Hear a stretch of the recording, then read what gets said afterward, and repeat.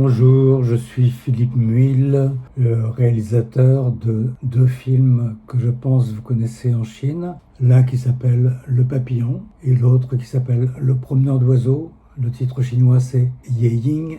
Je suis membre du jury pour ce festival de la télévision, mais j'ai pas pu venir en Chine puisque en ce moment personne ne peut voyager. Donc je regrette, j'aurais bien voulu venir une nouvelle fois à Shanghai. J'ai reçu l'ensemble des fichiers, des séries, j'ai regardé tous les films et donc en fait voilà, j'ai pu me faire une opinion précise. Certaines séries, je les connaissais déjà. Voilà, et ensuite nous avons discuté avec les autres membres du jury.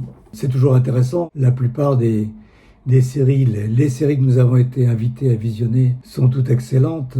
Par exemple, nous prenons Babylone Berlin, est une série qui passe en France depuis un bout de temps. Catch 22 aussi, donc c'est des choses que nous connaissons. Nous avons gardé ça avec beaucoup d'attention, regardé la qualité de la production, la qualité des scénarios, la qualité des acteurs. Voilà, ça nous a permis de faire un choix, mais comme on le sait, dans ces cas-là, c'est toujours difficile de choisir, donc il a bien fallu faire une sélection. C'est celle qui va vous être annoncée. Je suis extrêmement content que le Festival de Shanghai ait pu réouvrir réellement. Je suis venu au Festival de Shanghai cinéma plusieurs fois. J'ai été même juré à un moment donné pour une édition du festival. C'est un signe formidable que ce festival ait pu avoir lieu. C'est un signe de reprise pour le cinéma en Chine. J'espère que la Chine va montrer l'exemple parce que pour le moment, eh bien, le cinéma est ralenti un peu partout dans le monde. Alors l'impact du virus, comme partout dans le monde, extrêmement important. Les choses ont été arrêtées pendant 2 mois. Les cinémas ont réouvert, mais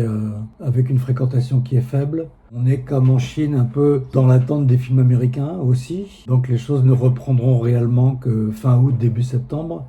Il est évident que ce virus va avoir une incidence très très importante sur le cinéma. Sur la télévision, moins, parce que voilà, les gens qui ne pouvaient pas voir les films en salle se sont de plus en plus habitués à regarder les films en streaming. Donc je pense que sur le petit écran, il y aura beaucoup moins d'incidence. Mais par contre, pour les salles de cinéma, il va y avoir beaucoup de problèmes. Je pense qu'il y a un certain nombre de salles qui vont fermer un peu partout. Et il va falloir attendre que les affaires reprennent leur cours normal, mais on ne sait pas combien de temps ça va prendre. Voilà, en tout cas, c'est une épreuve douloureuse pour le monde entier et pour le cinéma.